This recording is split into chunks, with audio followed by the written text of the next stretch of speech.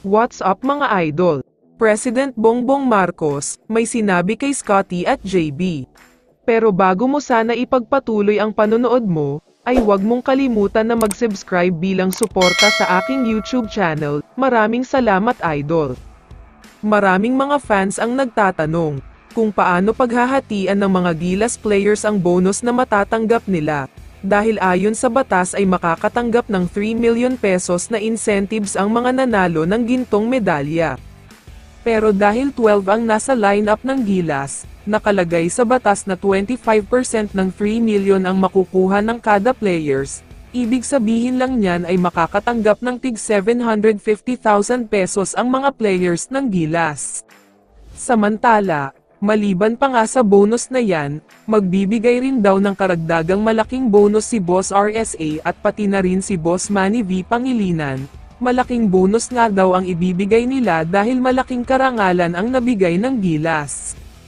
Pero maliban pa sa dalawang businessman na yan, may mga balita na sinasabing pati daw si President Bongbong Marcos ay magbibigay ng karagdagang bonus at incentives sa mga players, dahil hindi daw basta-basta ang naging accomplishment ng mga ito.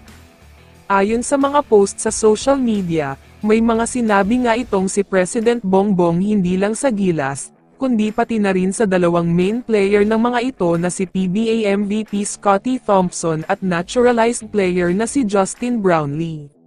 Napanood nga daw ni President Bongbong ang laban na ito, at hindi daw talaga niya pinalampas, kahit gaano nga daw siya kabisi. Naglaan daw siya ng oras para mapanood ang historical performance ng Gilas Pilipinas, lalong-lalo na sila JB at Scottie. Sobrang napabilib nga itong si President Bongbong kay Justin Brownlee, dahil sa ginawa nito lalo na kontra sa China, kung saan tila isang milagro ang nangyari, dahil talo na sana ang Pilipinas pero nakuha pang maipanalo ang laban.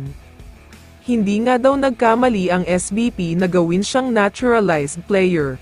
Dahil sobrang worth it daw talaga ito, ibang klase nga daw ang kalidad ng isang Justin Brownlee, at sobrang deserving talaga na purihin.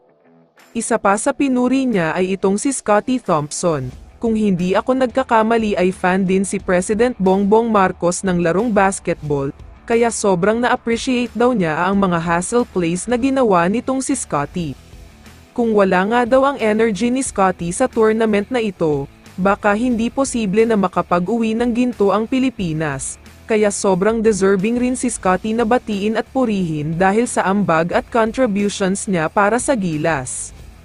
Kaya naman kung ikaw ang tatanungin idol, ano ang masasabi mo sa mga sinabi ni President Bongbong Marcos? I-comment mo naman ang sagot mo sa tanong na ito. So dito na nagtatapos ang video na ito. Maraming salamat sa pagsuporta at panonood mga idol. Ingat at bye-bye.